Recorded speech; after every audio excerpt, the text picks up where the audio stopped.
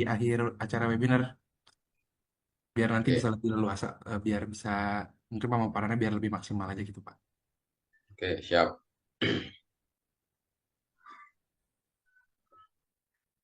Ini ya hazard, pengertian hazard tadi ya. Hazard adalah suatu objek di mana terdapat energi, zat atau kondisi mengancam keselamatan gitulah ya. Hazard itu kan apa ya? Energi yang akan timbul gitu ya Pak ya, yang akan mengancam entah dari materialnya, entah dari kondisi equipmentnya, mesinnya, entah energinya berupa apa dan metode kerja itu merupakan hazard juga kalau salah melakukan identifikasi metode kerja. Terus jenis potensi bahaya. Kalau apa ya hazard wheel itu ya hazard wheel itu kan ada 10 sebenarnya itu ya ada gravity, mechanical, ada eh, electrical, ada biological segala macam ya. Ini ada ergonomik ya. Ada juga gravity ini belum terlalu di sini. Makanya ilmu K3 itu berkembang terus ya. Di gravity belum nyampe juga nih. Line of fire juga ada ya. Itu merupakan jenis potensi bahaya juga. Ini saya highlight yang warna kuning adalah hazard karena kita pagi ini khusus membahas K3 kelistrikan. Danger ya, merupakan tingkat bahaya dari suatu kondisi yang berpotensi terjadinya accident. Lawannya danger adalah aman. Itu aja nanti ya. Ada hazard, ingat-ingat ya Pak ya tadi ya. Ada kata pertama hazard, kata kedua danger, kata ketiga adalah safe atau aman. Itu ya. Lanjut aja. Danger, kondisi yang telah teridentifikasi melalui pemeriksaan pengujian analisa keseluruhan diberikan melalui batas aman. Ya, ini ada ilustrasinya merupakan ada balok yang tergantung, ada orang yang lewat di bawahnya. Ini kondisinya namanya bahaya atau danger, ya. Terus ada dua ilustrasi juga kanan dan kiri. Mohon maaf ini memang sengaja saya mulai dari ilmu-ilmu yang basic Pak ya, karena saya lihat tadi ada mahasiswa sampai ada yang profesional, jadi biar bahasanya sama itu nanti ya. Jadi kawan-kawan mahasiswa atau kawan-kawan yang fresh graduated itu kalau nanti mau terjun ke dunia industri atau mau bahkan mau bikin usaha sendiri harus tahu kondisinya seperti ini gitu ya. Nah, saya mumpung ingat ini. Apakah K3 listrik sertifikasi berlaku juga untuk UMKM, Pak? Berlaku ya. Nanti Bapak-bapak atau kawan-kawan sekalian niatnya untuk membangun usaha sendiri. Usaha apapun itu mesti perlu listrik, betul nggak Pak? Ya, Bapak Ibu ya. Usaha apapun, ya mau usaha apa contohnya? Travel, ada listrik di kantor, usaha laundry, malah banyaknya usaha apa lagi? Peternakan, banyak peternakan malah memerlukan kelistrikan gitu ya. Makanya sebenarnya K3 listrik sertifikasi ini tidak hanya diperuntukkan untuk ahli-ahli listrik, ahli tukang listrik istilahnya ya. Tapi beberapa kawan-kawan dari ASE, dari pengusaha, UMKM segala macam juga bagus kalau memang mau mendapatkan ilmu mengenai ini. Gitu. Oke, kembali ke slide. Danger kiri, insiden kanan. Hampir putus, ya putus itu ya, putus insiden ya. Bisa analoginya masuk Pak ya, analoginya. Oke, apa ini bedanya? Ada tiga kata ya, danger, insiden, accident. Kawan-kawan HSC mesti ngerti nih, beda insiden sama accident apa. Ngertilah ini ya. Accident itu ada korban, itu aja Pak ya. Accident ada korban. Insiden itu kecelakaan tapi belum tentu ada korban. Itu aja ya. Danger udah dijelaskan yang di slide pertama tadi. Terus ada satu kata lagi yang paling kanan bawah, near miss. Ya Pak ya. Kita lewat di bawahnya keren lagi ngangkat beban berat, near miss. Ya. Kita berjalan di rel kereta api Itu nirmis sebenarnya, meskipun tidak ada kereta yang lewat, ya. Kita menyeberang di jalan tol, nirmis juga itu namanya. Apalagi banyaklah nirmisnya. Oke, banyak ya. Jadi tahu kita tadi ya ada 4 kata di dunia ketiga: danger, accident, insiden, dan near miss. Itu ya.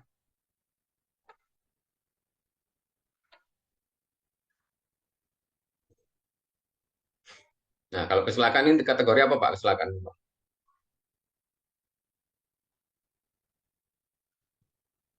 Tuh.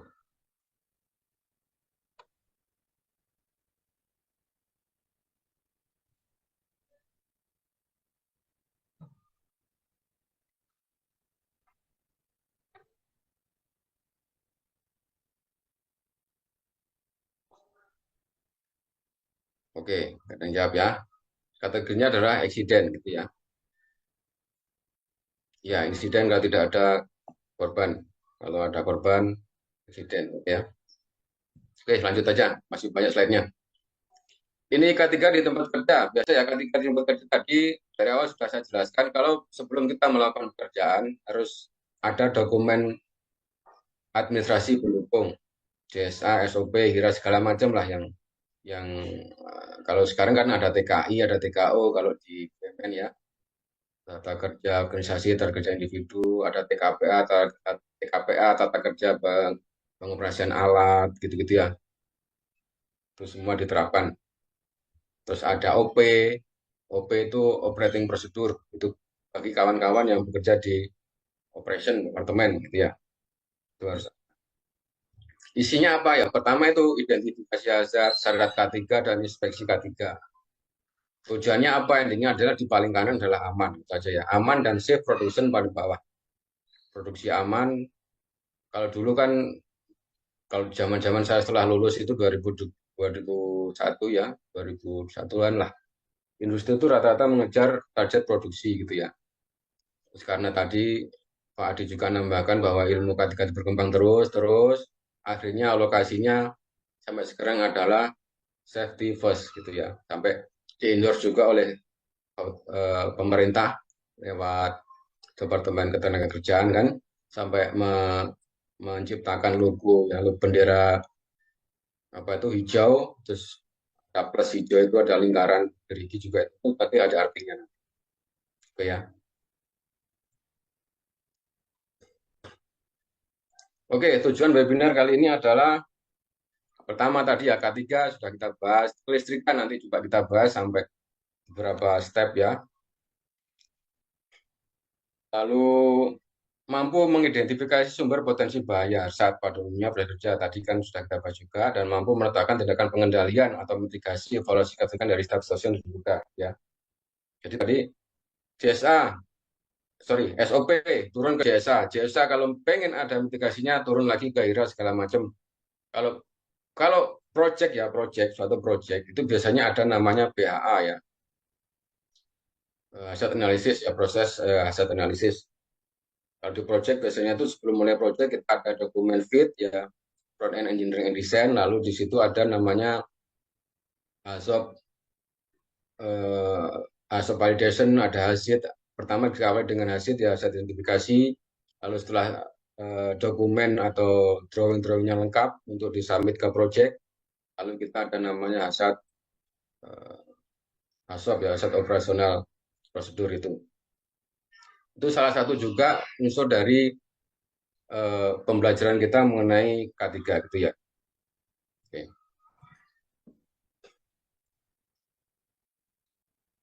Saya dulu. Nah ini Pak, loh kok hilang?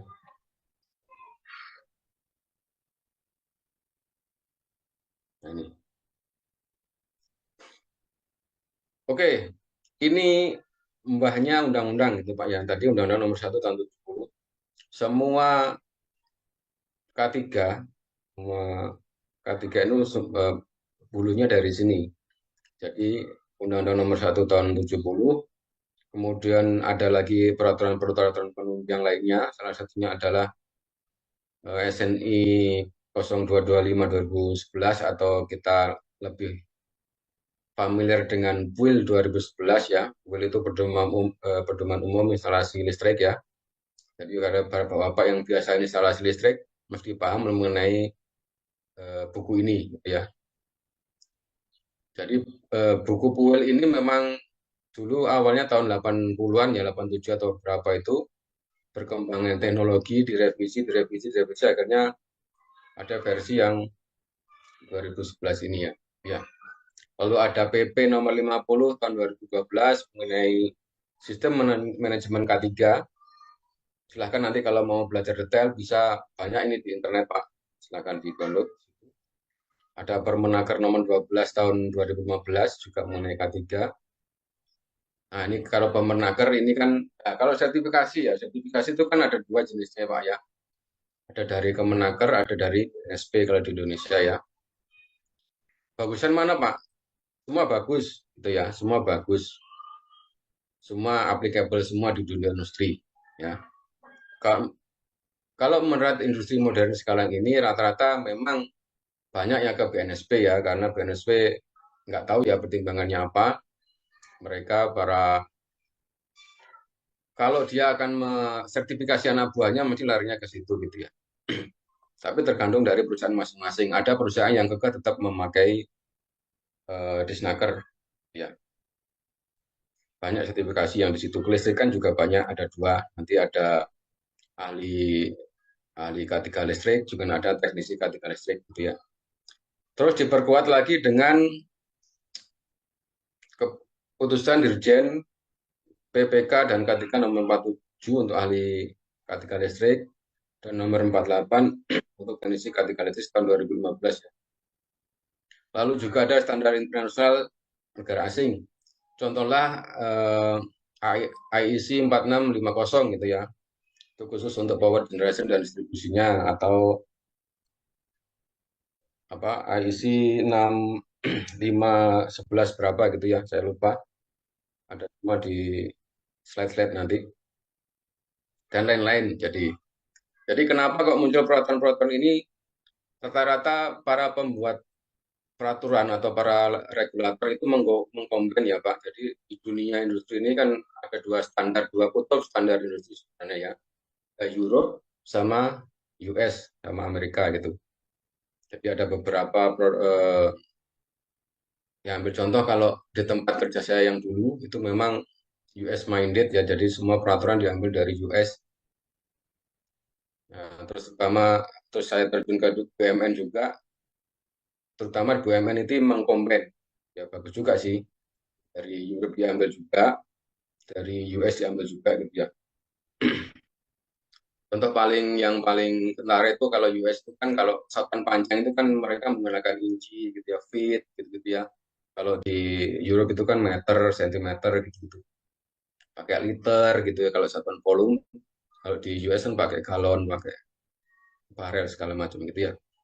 Ya hanya ini aja sih, hanya satuan aja sih. Intinya sih sama aja satuannya, penggunaannya gitu ya. Oke, lanjut.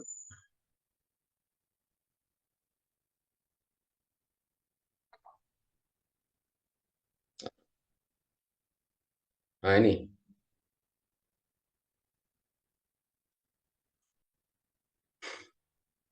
kita mulai masuk ke dunia kelistrikan tadi yang seperti saya bilang tadi ya. Ini kok menghalangi ini bisa di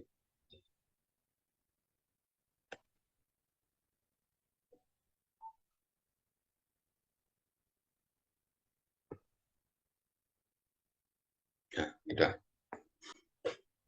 Kalau kita lihat di screen ya sekarang nih Pak ya. Tadi kita mengarah ke kelistrikan, kita sepakat bahwa kelistrikan itu adalah arus kuat gitu ya. Power. Dari diagram yang kita show ini kan ada terbagi menjadi 4 bagian Pak ya. Ada power generation paling kiri, ada transmission, lalu geserkan lagi ada distribution, lalu paling kanan adalah end user atau pemakaian gitu ya. Jenis-jenis pembangkit juga banyak sekali ya. Kalau di Indonesia mungkin ada limitasinya di beberapa negara mungkin Pak ya. Kalau kita tahu bahwa pembangkit listrik tenaga nuklir atau PLTN itu kan memang ada beberapa regulasi yang harus dipenuhi. Ya.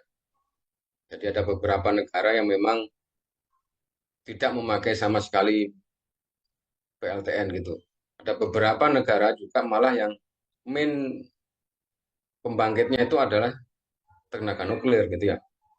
Karena berhubung Indonesia ini masih banyak alternatif ya, ada bayu atau angin ya, ada air kita melimpah, ada tenaga surya kita melimpah juga karena negara-negara tropis. Ada apa lagi? Batu bara melimpah, ada uap gitu ya, ada panas bumi yang sekarang lagi jadi incaran investor luar negeri ya. Terutama di banyak sih di sini kalau apa PLTU gitu ya, panas bumi sorry. Kalau di Python itu termasuk apa Pak? Bapak, kawan-kawan semua. Uap, tenaga uap. Ya, kalau di mana ya? Di saya mau ada itu Pak, angin, tenaga angin. Oke, dengan Bapak siapa nih Pak? Coba Pak, kita diskusi sebentar Pak. Endang Pak, Mana Pak kameranya Pak?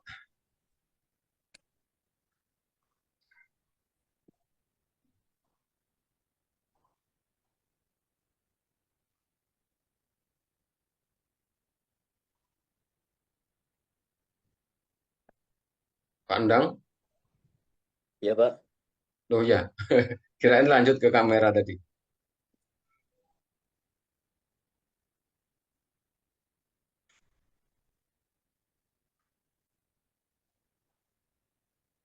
Oh nggak lanjut ya? Oke, kalau nggak lanjut saya yang lanjut.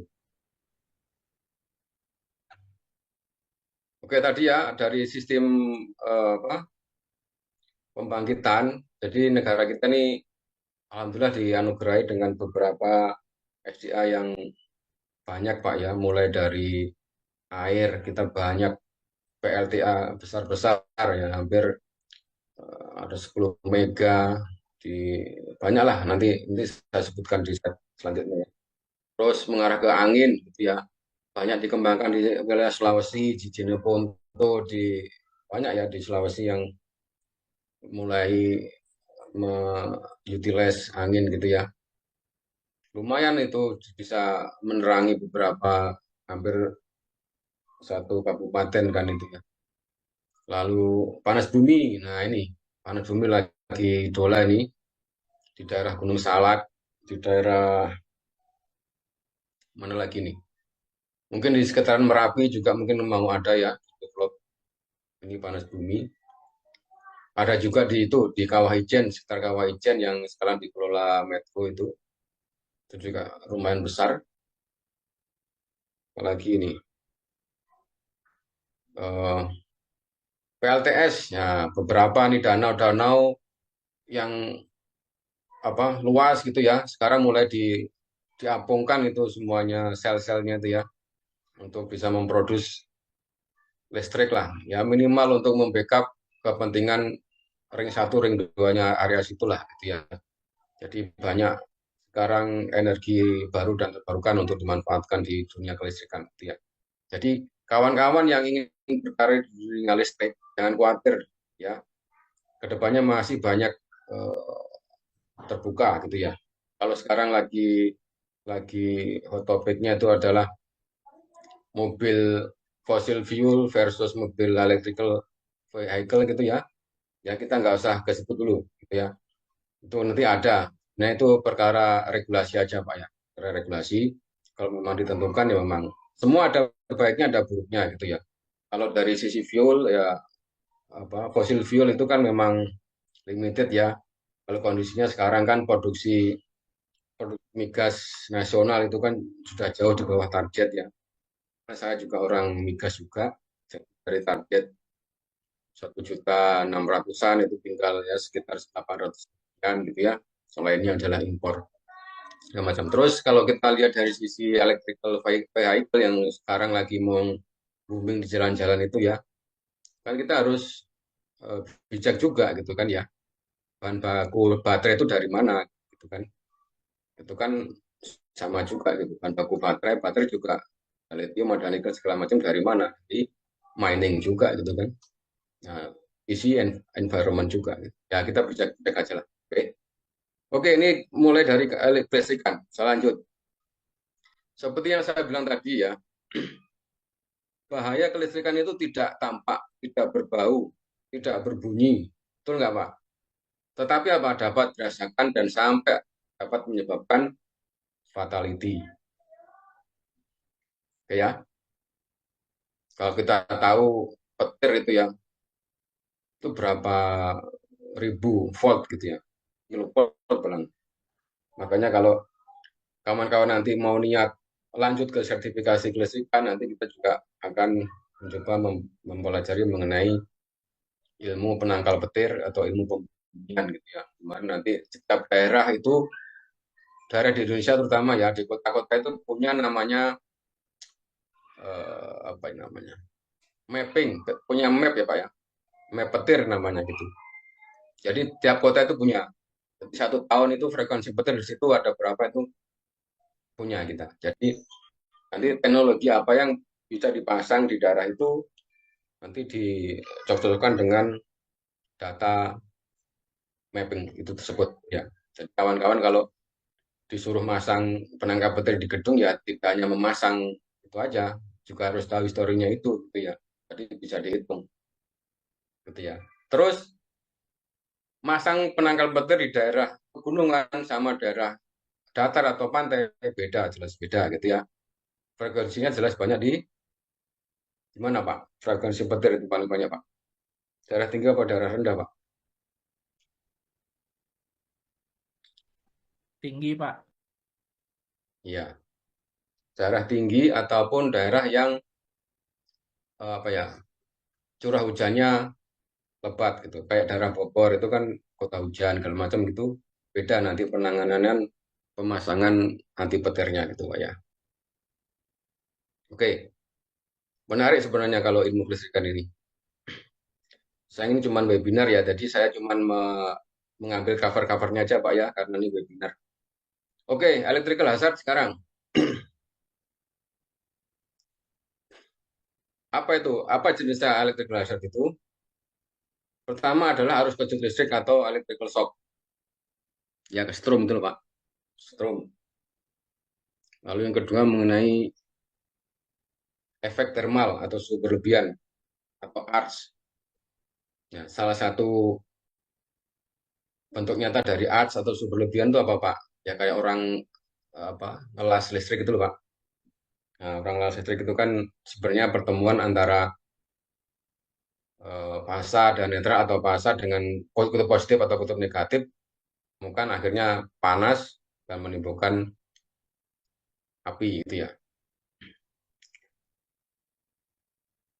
Atau antar fasa ketemu gitu ya. Kalau kita lihat jaringan transmisi di atas itu, kenapa kok diberi jarak itu ada ilmunya itu Pak. Jadi sekian kafe jaraknya harus sekian meter itu ada ilmunya. Kenapa kok cuma dikasih kayak macam pelampung gitu ya, terus macam isolator cuma 3 piring, 4 piring itu kan kita lihat kadang di jalan itu kan ya, itu ada calculationnya juga itu. Ya kenapa kok harus apa? Ada 3 fasa, terus ada kawat satu lagi di atasnya itu kawat apa itu juga ada ini juga ilmunya. Apakah itu kawat netral atau kawat grounding segala macam gitu ya. Oke, yang ketiga efek medan listrik atau medan magnet. Ini ilmu basic sekali Pak ya. Jadi kalau ada kawat bertegangan, 2 kawat bertegangan, kita lingkarkan, gitu kan? Kalau ilmu SMA itu, ilmu fisika SMA, masih ingat kan? Ada kawat bertegangan kita lingkarkan, kalau di core-nya atau di intinya dikasih besi gitu kan, nanti jadi magnet. Ya. Ini kenapa kok bahaya? Ini bahaya Pak, karena instalasinya itu harus tidak boleh berlingkar-lingkar, gitu kan ya. Makanya ada beberapa kabel roll untuk extension kabel itu. Nah, itu bahannya rollnya itu tidak boleh dari metal, harus dari plastik gitu-gitu kan Pak ya. Itu artinya seperti itu. Yang keempat, efek mati listrik. Ini maksudnya gini ya, efek mati listrik itu. Tiba-tiba listrik nggak usah dunia lah, di Indonesia mati gitu. Apa yang terjadi? Mati listrik ini. Satu, intensitas kriminal akan naik, betul nggak? Ya kan? Karena gelap dan banyak faktor lagi ya. Semua industri akan terganggu. Semua aktivitas manusia akan terganggu. Karena apa? Energi paling hemat, paling murah itu adalah listrik, gitu Pak ya. Kalau kita bandingkan dengan energi mobil atau energi mekanik, itu menggunakan diesel fuel atau fossil fuel itu kan bisa dikalkulasi sama kita. Oke, pertama tadi bahaya electric shock dibagi menjadi dua lagi Pak ya. Ada sentuhan langsung, ada sentuhan tidak langsung. Ya, sentuhan langsung itu kalau kita megang langsung ke konduktornya ya, konduktor yang telanjang itu yang terbuka itu kita sentuh ya jelas lah ya. Kalau sentuhan tidak langsung itu memegang bodi dari peralatan intinya seperti saya bilang tadi, kita megang kulkas tiba-tiba nyetrum itu seperti kulkas ya, kita megang motor, bodinya motor di industri nyetrum, megang housing trafo tiba-tiba nyetrum, itu namanya sentuhan tidak langsung. Itu ada namanya arus bocor kalau itu Pak ya. Ya, mitigasinya apa? Banyak mitigasinya, banyak berupa groundingnya diperbaiki. Selain grounding ada bonding, ya bonding itu ya menghubungkan body dengan grounding gitu, bonding itu juga harus diperbaiki. Oke. Nah ini karakteristik besar arus listrik yang tadi saya sampaikan.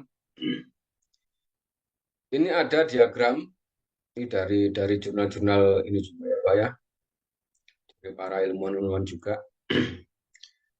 Ini dari ada Mr. Claus and Cox itu 2006.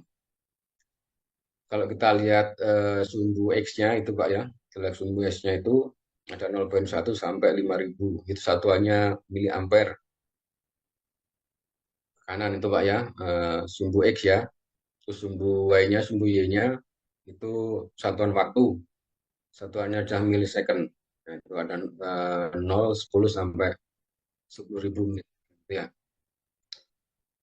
Kalau warna hijau ya, saya kasih satu itu, keterangannya ada di kanan, ke tubuh tidak terasa Pak ya. Kita lihat aja angkanya berapa itu. 0,1 sampai 0,5 miliampere loh Pak ya. Berarti berapa itu? 5/10.000 berarti kan maksimal itu ya 0,5 itu kan setengah miliampere itu. Tinggal mengalihkan aja itu. Terus kita bergeser ke arsir warna kuning. Keterangannya adalah terasa tetapi belum menyebabkan gangguan kesehatan. Ya kayak orang kesemutan gitu Pak ya. Orang kesemutan, kita lihat aja itu. Antara 0,5 sampai 200 miliampere itu ya. Terus yang menarik ada garis itu Pak, apa warnanya ini? Pink ya atau merah muda itu. Nah, di satu titik ya di satu titik langsung dari turun ke bawah ini saya kursor ya coba ya. Turun ke bawah akhirnya normal geser ke kanan. Nah, ini. Angkanya berapa nih? Sekitar antara 10 sampai 20 ya detik. Terus ini 30 sekitar 30 miliampere. Nah, ini batas toleransi yang boleh kita pegang, bukan boleh kita pegang ya. Batas toleransi tubuh masih bisa mentolerir adanya arus lewat tubuh gitulah ya. Itu segitu. Berarti antara 30 miliampere selama berapa ini? 15 milisecond. Bayangin itu. Cuma segitu aja yang tubuh bisa dilewati itu, Pak. Yang ketiga ini sudah warna apa ini? Abu-abu ya. Itu kalau kita lihat keterangannya kejang otot dan gangguan pernapasan. Udah ini karena apa, Pak? Karena itu kan listrik itu kan kayak bentuknya sinusoidal gitu ya. Sama kayak detak jantung kita kan sinusoidal juga itu. Kalau detak jantung kita dipaksa percepat, itu jelas nggak bisa itu ya. pengaruhnya ke jantung ini ya, ke jantung otot dan gangguan pernapasan. Oke, lalu ke paling kanan, palang merah ini ya, ini jelas sampai menimbulkan kematian ini. Kalau paling kanan ini Pak, kalau kita sudah menyentuh angka ini ya 500 miliampere berapapun ya waktunya itu lengket Pak ya, nggak bisa dilepaskan. Makanya kalau kita melihat orang kesetrum, jangan langsung ditolong Pak ya, tapi cari sumber listriknya dulu, matikan dulu, baru kita belum belum boleh pegang. Setelah kita matikan sumbernya, kita discharge namanya Pak. Discharge itu membuang sisa tegangan yang masih nempel di tubuh. Ya ambil aja konduktor terus digrondingkan gitu aja, nanti sudah discharge itu, sudah hilang. Oke.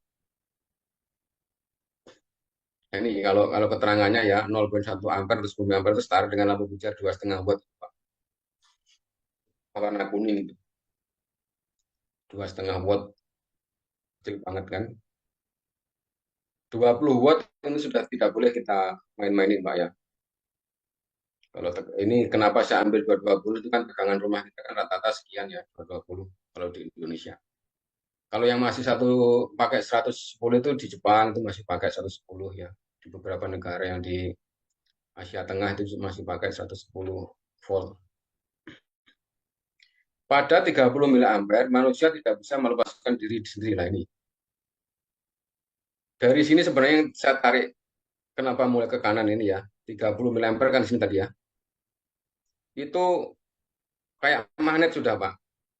Jadi kalau Bapak pernah ke power generation itu kan outputnya ada bus bar itu Pak ya.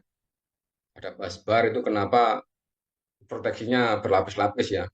Selain ada panel, ada gedungnya bus bar sendiri, terus di lantainya tuh kita pasang insulation mat matanya atau karpet rubber lah, karpet karet itu ya. Rata-rata ya kurang lebih 1 meteran keliling dari panel itu untuk mencegah ini rata-rata ya. Oke, ini aplikasi atau beberapa penelitian dari arus listrik yang bisa melalui tubuh kita gitu ya. Sampai dari warna hijau sampai warna merah gitu ya. Orang K3 listrik harus tahu, harus paham ini Pak, harus paham. Makanya kalau nanti Bapak jadi insya Allah jadi apa? Certified K3 ahli K3 listrik, Bapak harus paham ini juga gitu ya. Penerapannya di mana? Tadi ada dari pembangkit Bapak harus paham juga, dari transmisi harus paham, dari distribusi harus paham, dan dari pemakaian atau industri harus paham. Oke, hazard yang kedua, efek thermal atau suhu berlebihan. Contoh aja Pak, ada namanya KHA. KHA itu kemampuan antar arus, gitu ya. Contohnya kalau kabel NYE 1,5 mili kuadrat gitu kan, KHA-nya 15 ampere gitu ya. Jika kabel tersebut dialiri arus lebih dari 15 ampere, katakanlah 30 ampere nih contohnya ya, jelas dong. Nah gini, semakin tinggi ampere berbanding lurus dengan kenaikan temperatur saja ya, rule of thumb-nya Pak ya.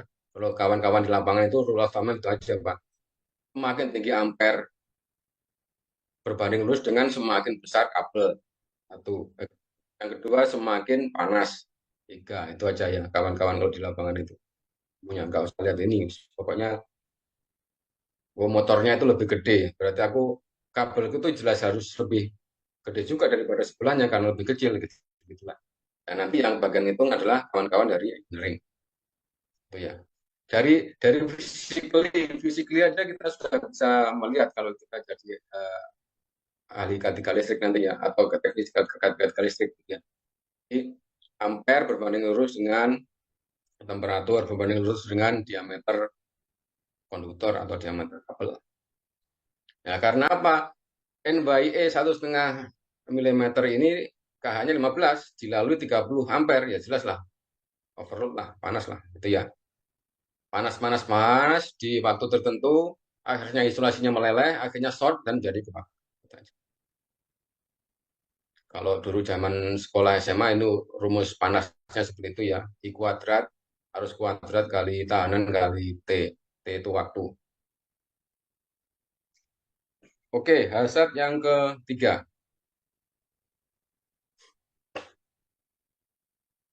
Elektromedan magnet atau elektrostatis. Ya. Oke, ini satu. Ini hubungannya sama,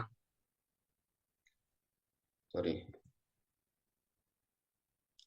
Ayo, giliran Bapak sekarang nih. Eh, segitiga listrik. Segitiga listrik. Segitiga api ya Pak ya, ini basic juga. Siapa yang tahu Pak, segitiga api itu ada berapaan Pak? Boleh mau voice comment, boleh mau ketik juga boleh. Sambil saya istirahat juga nih. Hubungannya sama nanti medan magnet dan arus flash tadi itu. Silahkan.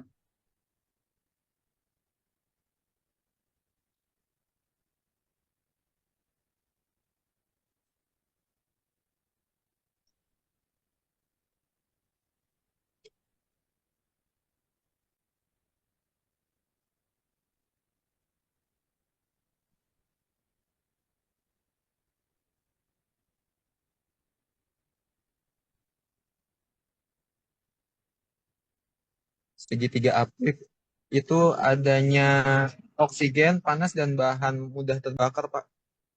Dengan Pak siapa nih Pak? Saya Budi, Pak. Ya Pak Budi, dari mana Pak? Pak Budi? Saya dari Nayaka, Pak.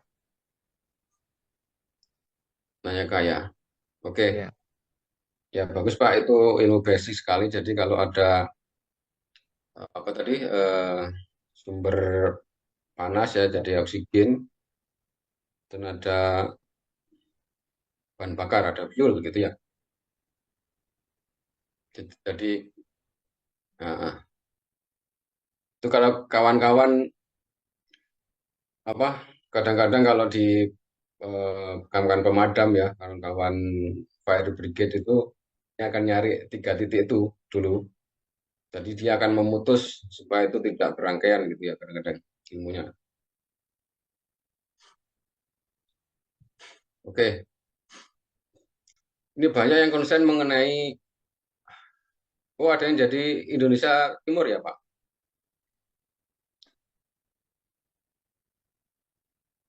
Iya. Saya sendiri di Indonesia Tengah ini ada beberapa kawan jadi Indonesia Tengah juga. Oke, nanti kita sesuaikan aja Pak. Memang Jumatannya kalau Indonesia Tengah ya kita jam 12 selesai sah. Sudah selesai lah, jam 12 WITA ya. Atau jam 11 WIB nanti mungkin sudah selesai juga kok rundownnya seperti itu. Oke, saya lanjut aja slide-nya nih.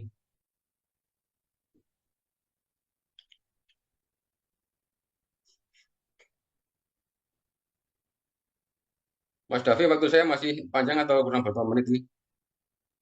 Sekitar sekitar 10 menit lagi Pak, 10 sampai 15 menit lagi untuk Oke, pemaparan oke. materi. Oke, saya lanjut aja. Ya itu Bapak-Bapak ya, karena ini webinar, jadi ilmunya hanya cover-cover gitu aja yang kita sampaikan. Kalau memang mau lebih mendalami mengenai K3 listrik, baik teknik maupun ahli, nanti bisa ikut agenda selanjutnya ya.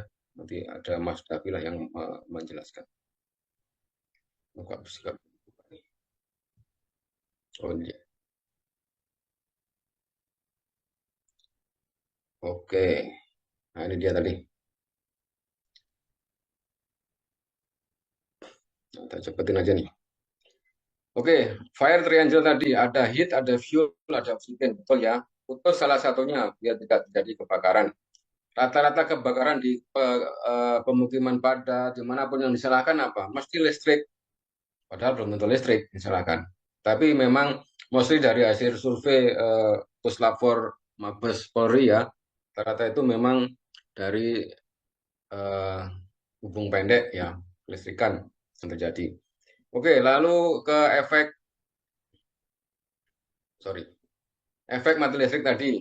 Sudah saya bilang kalau lingkungan mati, listrik gelap, jelas ada isu security ya. Security-nya apa? ya kemalingan segala macam dan ya chaos lah pokoknya ya. Oke, saya cepetin. Jenis-jenis gangguan listrik: overload, short circuit, arus bocor. Nah, overload sudah tahu lah kawan-kawan semua ya. Kalau kapasitinya sekian dibebani sekian, itu kan jelas overload ya. Prakteknya kan sekarang kita lihat di beberapa rumah, padahal kita tahu nih itu praktek yang salah di kantor juga. Ada satu outlet itu dipakai rame-rame untuk laptop iya, untuk ngecas HP iya, untuk masak air juga iya gitu kan. Kadang-kadang ya mulai sekarang lah kita udah tahu dunia kelistrikan supaya dihindari atau nyari. Kita substitusi lah tadi kan ada eliminasi, ada substitusi, tadi kita substitusi lah diganti dengan metode lain gitu ya. Lalu short circuit penanganannya seperti apa gitu. Short circuit itu ya memperbaiki isolasinya Pak ya. Isolasi itu ada expire-nya gitu ya. Lihat aja instalasi rumah kita itu terakhir tahun berapa. Kalau kita SNI itu 10 tahunan biasanya kalau ya. Apalagi kalau kabelnya kabel-kabel mohon maaf beli murahan, beli kiloan merek Cina segala macam, waduh bulanan aja sudah hancur itu ininya apa isolasinya gitu ya. Terus yang ketiga arus bocor. Arus bocor itu apa solusinya? Arus bocor itu terjadi karena grounding dan bondingnya kurang normal atau kurang tight itu kurang kenceng ya. Itu bisa bocor di situ gitu. Oke ya, surja petir itu penangkal petir ya. Jadi daerah ketinggian sekian itu jelas beda penanganannya ya. Sekarang ada teknologi terbaru dari penangkal petir yaitu kita tidak menangkap petir, tetapi kita mengalihkan petir. Jadi ya, yang kita pasang di atas gedung itu kita menangkap petir, tapi di sana dia mengeluarkan ion negatif dan ion positif. Jadi semacam dikasih aliran arus, ujungnya dikasih aliran arus ya, supaya kayak prinsip cathodic protection kalau bapak-bapak tahu ya. Jadi prinsip cathodic protection. Jadi di udara ini selain gas ya, ada juga ion positif dan ion negatif. Nah, makanya itu kita ciptakan kalau petirnya itu mengandung banyak ion positif, kita semprotkan atau kita taburkan itu ion yang negatif. Banyak sekarang manufacturer dari penangkal petir yang sudah menciptakan teknologi spraying itu ya, spraying di spray gitu ya. Oke, terus tegangan lebih ini lebih ke arah ke pembangkit Pak ya. Jadi kalau tegangannya berlebih jelas pembangkitnya yang bermasalah ya. Jadi yang kita perbaiki adalah pembangkitnya, entah exciternya diperbaiki, segala macam exciter dari generator itu ya, ataupun dari sekarang kan ada namanya variable speed drive, frekuensi speed drive, segala macam bisa mengatur untuk tegangan lebih itu. Tegangan kurang pun gitu. Dulu kalau pada waktu kita pas kuliah, itu kan sering, dulu komputernya kan dulu besar-besar itu ya, besar bisa sampai 100-200 watt itu kan. Sering mati listrik, jeglek gitu kan, itu merusak komputer ya. Terus kita dulu kan masang beli stafol itu kan ya, stabilizer voltase itu ya ini untuk mencegah hal itu. Ini praktek aja langsung. Oke. Akibat bahaya listrik gitu ya.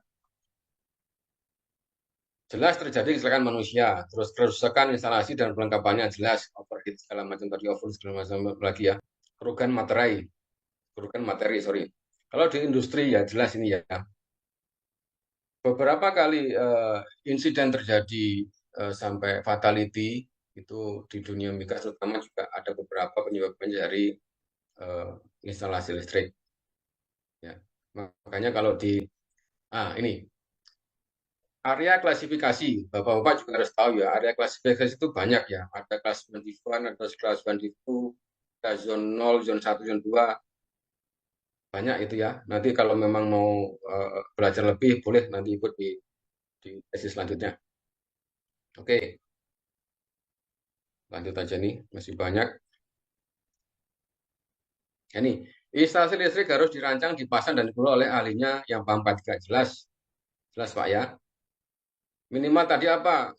Golden triangle fire harus tahu. Hierarki resiko tadi tahu. Terus short circuit tahu, overload tahu. Apalagi tadi, medan magnet juga tahu. Mati listrik juga tahu. Harus minimal itulah ilmunya ya. Sebelum ke ilmu-ilmu yang lain.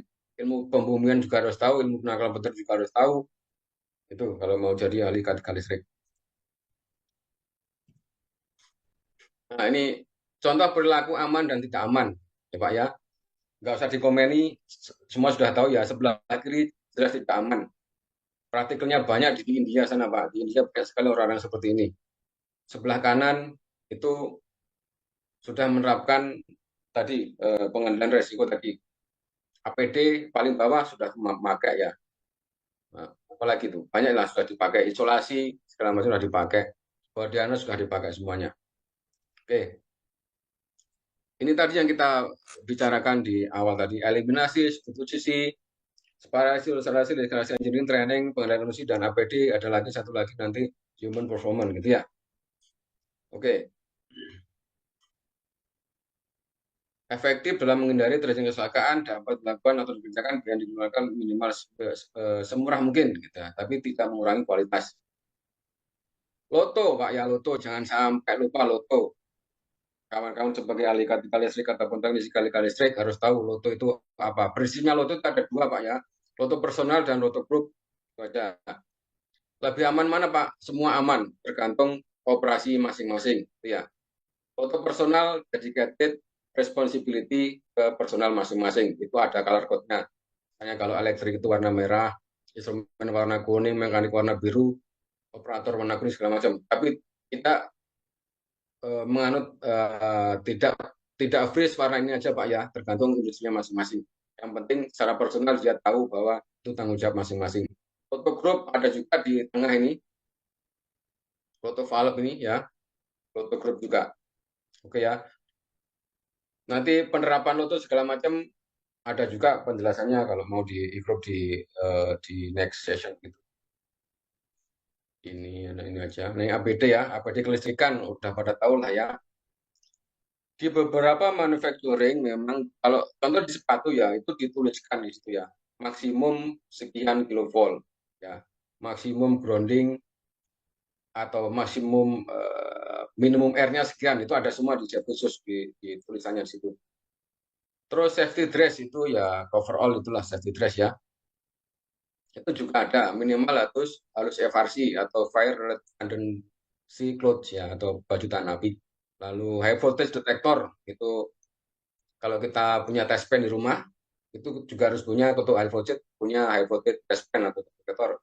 Safety glove itu juga ada tulisannya di beberapa manufaktur ya, maksimum sekian kilovolt segala macam lah, itulah.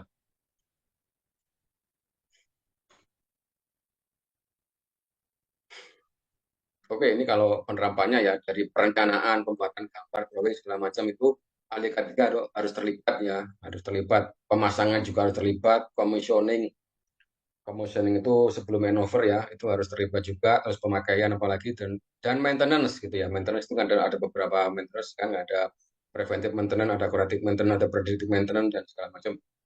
Sekarang ada breakdown maintenance gitu ya. Jadi beberapa industri yang pengen dia jarang melakukan korektif, tetapi suatu saat dia ada namanya, kalau di refinery ya, di Pertamina refinery itu ada namanya pit stop ya. Kita stop semua produksi, kita servis semua alat. Macam namanya turnaround atau pit stop atau breakdown maintenance gitu. Selamat Oke. siang, boleh bertanya, Mas Irwan? Oh silakan, Mas Yudi. Nah ini. Iya, selamat siang. Udah Ya, lama ndak jumpa, ya, Mas Irwan ya. Tak panggil Mas aja ya. ya wes, kak apa. Gini Mas Irwan, saya ini banyak di project high rise building. Ini mungkin melenceng dari topik ya. K3-nya nggak K3 listrik aja ini. Hmm. Jadi saya banyak pengalaman itu gini. Di beberapa project itu mereka menerapkan K3 di project itu kenceng. Misalnya di suatu project itu ada jaring-jaring eh, supaya material itu tidak terbang kemana-mana, itu ada jaring-jaring. Ya, ya, Seperti ya. itu. Di tempat lain tidak ada. Heeh. Yang saya lihat ini ada kendala di waktu negotiation di awal project. Ya. Jadi di awal project sudah deal pelaksanaannya, dia nego ke owner, Pak, mohon maaf Pak, kita nggak bisa masang jaring Hmm. karena biaya untuk K3 jaring tidak ada. Ya, ya. Seperti itu sering Mas Irwan. Ya, ya, ya. Nah, seperti ini tuh gimana seyogyanya sebagai owner? Karena memang owner pengen biaya yang rendah, Iya, tapi A3 diterapkan. Nah, iya seperti betul. itu. Itu satu. Yang kedua, saya ikut sertifikasi K3 dan beberapa sertifikasi K3 itu ya lulus tapi tanpa ada, ya pokoknya lulus lah. Mungkin beberapa teman-teman ngikutin waktu 3 hari jadi 1 hari dan Oh biayanya iya. juga mahal dan itu lulus. Sedangkan saya pengalaman saya dapat apa? Pokoknya kan dapat sertifikat. Nah ini problemnya ini seperti ini. Nah, gimana Mas Irwan? Ini kalau teorinya sih kita harus gini gini gini. Kenyataannya Indonesia ini seperti ini. Nah, Ya. enaknya gimana ini, Mas Irwan? Menurut pandangan Mas Irwan, biar ya teman-teman ini juga punya pengalaman karena ini pengalaman pribadi. Saya ke Jakarta 3 hari, 1 hari selesai dan dapat Ya, sertifikat seperti itu. ya. Itu sih Mas Irwan tuh ya dari Baik, saya. Terima kasih baik. banyak Ya, Mas Irwan. Ya sehat-sehat selalu makasih. Mas ya. Amin. Ya, makasih Mas Yudi, Pak Oke. Yudi Basono ya. Ini dulu senior saya di Jawa Timur. Nah, oke, baik. Memang fenomena beberapa provider ya, beberapa provider itu hanya mementingkan money gitu ya, value gitu ya.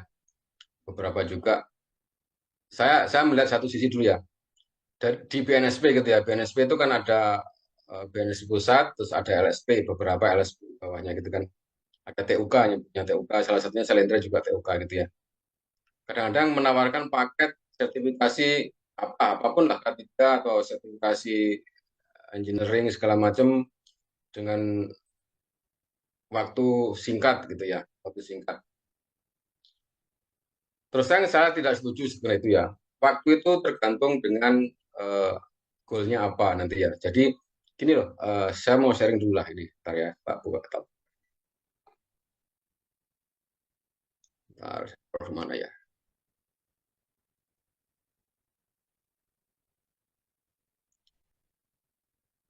Ini aja, coba ini. Ini salah satu lah, salah satu. Sambil nunggu loading ya. Mengenai jaring-jaring tadi, Mas Yudi, jaring-jaring tadi itu sebenarnya yaitu ada namanya strong leadership gitu ya. Kalau leadershipnya memang tidak care dengan safety ya berat, Pak Yudi. Berat ini memang. Makanya harus ada K3 itu di bawah tadi, harus ada manajemen lini atau strong leadership gitu ya. Jadi memang kalau terus kita sebagai orang proyek ya, pada waktu mengajukan anggaran RAB atau segala macam, masukkan, masukkan semuanya pokoknya mengenai safety masukkan gitu ya. Semua sesuatu masukkan. Perkara nanti di apa direvisi sama harga sama yang owner gitu ya. Usahakan K3-nya jangan sampai dicoret gitu ya Pak ya. Jangan sampai dicoret. Nah ini. Oke, saya kembali lagi ke jaring dulu lah. Jaring tadi. Oke, kita ngikut tender ya. Ngikut tender kita sodorkan suatu rancangan anggaran proyek biaya proyek gitu ya.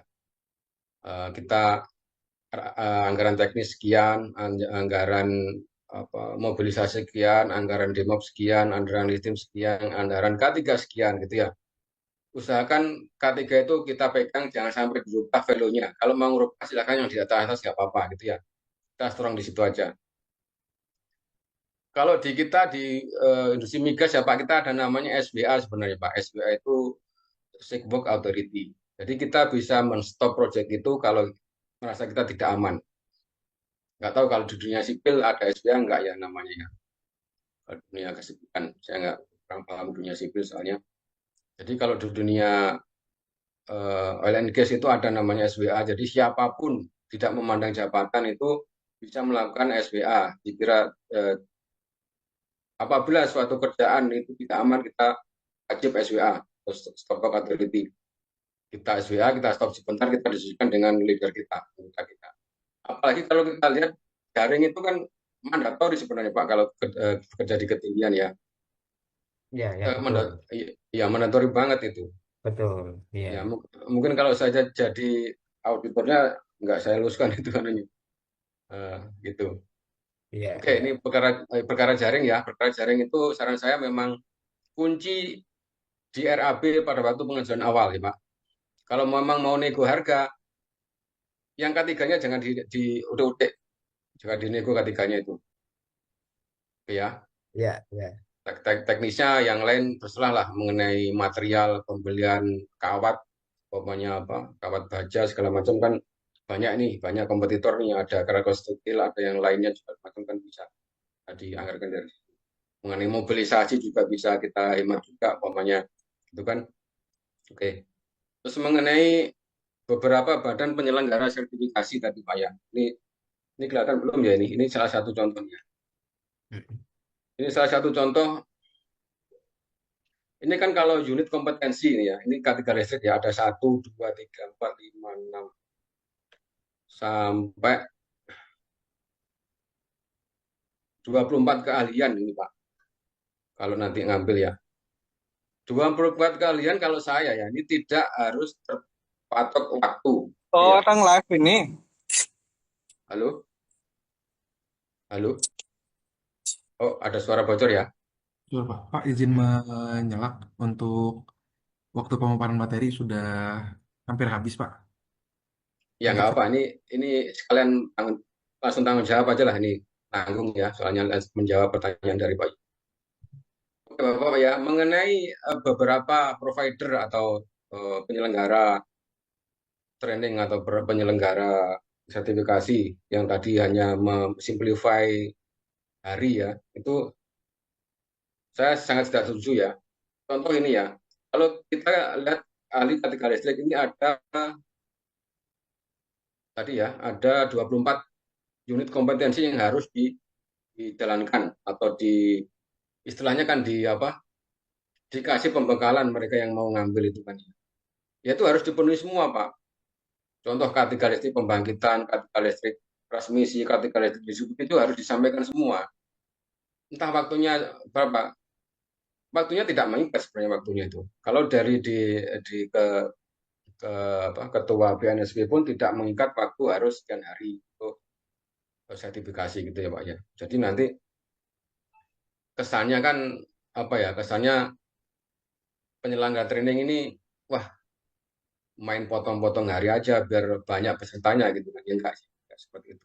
Jadi saya enggak setuju ya. Jadi intinya penyelenggara training atau penyelenggara sertifikasi itu ya based on unit kompetensi yang harus di-deliver ke para peserta ini, Pak Yudi ya. Oke, oke. Iya. Prakteknya apa? Kalau masih ada anggota atau penyelenggara yang nakal, boleh Pak, boleh ada hotline khusus itu ya di Kepnaker maupun di BNSP, laporin aja Pak. Kalau saya aja sebagai apa asesor gitu ya, kalau saya tidak meluluskan seseorang gitu ya, yang tidak saya luluskan itu boleh banding gitu ya. Bandingnya ya ke BNSP itu boleh, silahkan. Kalau memang dia merasa kompeten tapi tidak saya luluskan, boleh banding gitu. Apalagi beberapa peserta training atau sertifikasi yang merasa ini materinya tidak cukup diberikan, tiba-tiba kok muncul sertifikasi, muncul sertifikat, sorry. Itu Iya, boleh ajukan banding ke NSP atau kalau lihat ya penyelenggaranya siapa sih, nah, itu dilindungi hukum tuh. Udah, Pak. oke, oke.